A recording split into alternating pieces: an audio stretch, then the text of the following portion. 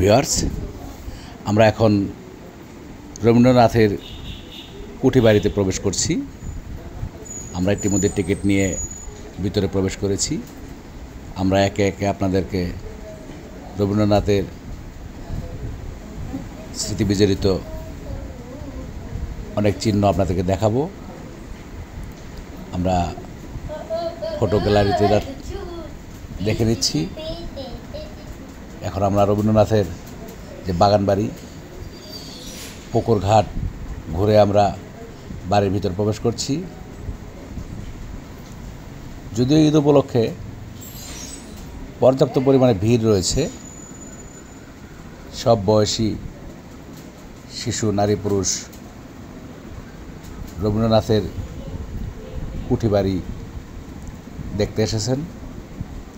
আমরাও এসেছি ঈদ উপলক্ষে রবীন্দ্রনাথের কুঠি বাড়ি দেখতে সপরিবারে। আপনারাও ইচ্ছা করলে ঈদ উপলক্ষে যে সময় হাতে পেয়েছেন, আপনারাও এক নজর ঘুরে দেখতে পারেন।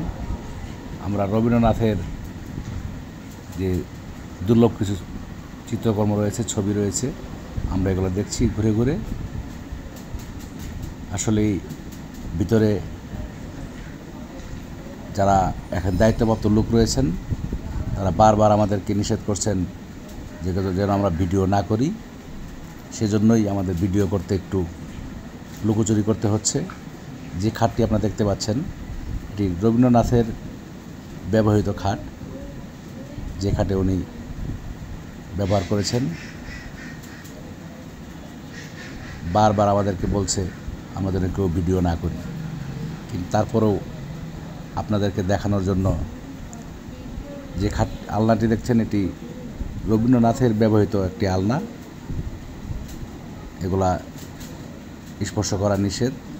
এখন আমরা দোতলা থেকে নিচের যে ভিউটা রয়েছে আপনাদেরকে দেখানোর চেষ্টা করছি।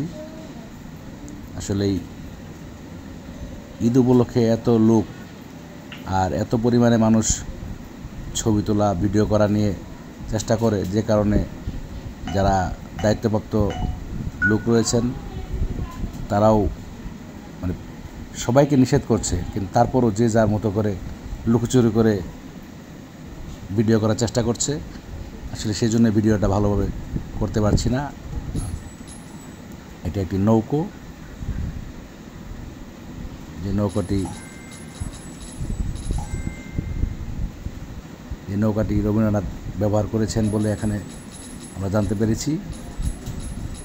খুব পুরনো একটি নৌকো, ইঞ্জিন চালিত স্পিড বোট। মানুষের ভিড়ে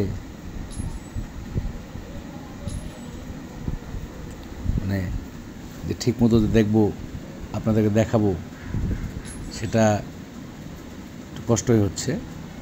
মনে হয় যে ঈদ সিজন ছাড়া যদি এখানে আসা যেত, তাহলে ভালোভাবে আরও দেখা যেত এবং কি আপনাদেরকে দেখানো যেত। তারপরও যেহেতু এসেই পড়েছি, আপনাদেরকে যতটুকু পারি দেখানোর চেষ্টা করব। আপনারা দেখতেই পাচ্ছেন যে কী পরিমাণ ভিড়, যে লোকজন যারা উপরে উঠছেন আর যারা নিচে নামছেন, তার মধ্যে কী পরিমাণ ভিড়। তারপরেও যারা এই ভিড়ের মধ্যে এসেছেন দেখার জন্য সবাইকে ধন্যবাদ।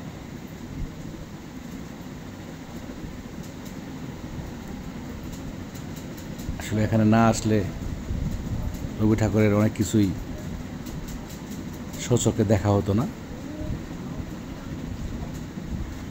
আর সবচেয়ে মজার যে জিনিসটা রয়েছে, আপনার রবি ঠাকুরের কুঠি বাড়ি গেটে আসলেই পাবেন কুষ্টিয়ার বিখ্যাত কুলফি মালাই।